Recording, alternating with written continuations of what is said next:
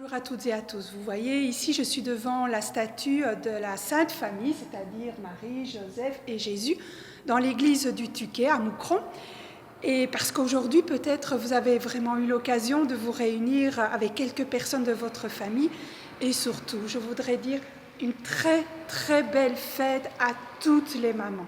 Vraiment, combien on a besoin de nos mamans. Et n'oublions pas notre maman du ciel, Marie, que nous puissions aussi la fêter.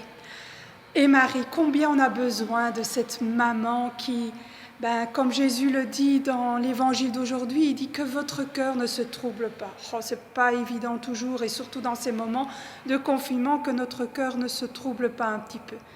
Mais Marie et toutes les mamans savent comment faire pour nous calmer, pour nous donner cette sérénité. Et dans l'évangile d'aujourd'hui, en fait, aussi, Jésus nous dit « Je suis le chemin, la vérité et la vie ». Et Marie, elle le sait très bien que Jésus est vraiment ce chemin qui nous mène à la vie, à cette vie qui ne finit pas. Jésus est ressuscité et on peut voir, Jésus, toute sa personne peut être la vérité. Alors, ce n'est pas une théorie, la vérité, mais la vérité, c'est Jésus, toute sa vie est vraie. Elle nous mène vraiment bien vers la vie.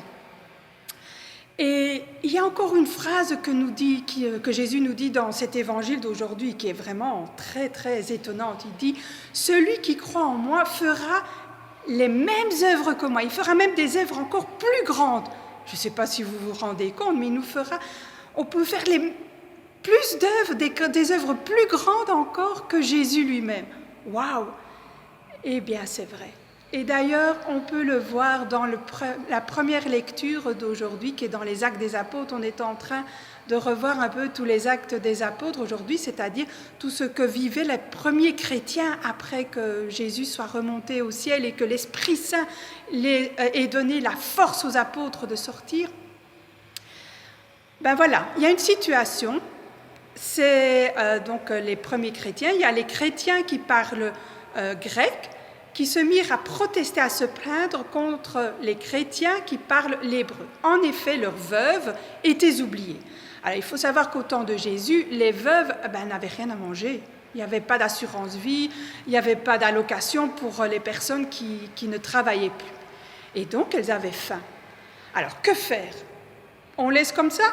Non, ça, ce n'est pas ce que Jésus nous avait dit. Jésus nous avait dit de pouvoir justement faire attention aux plus fragiles.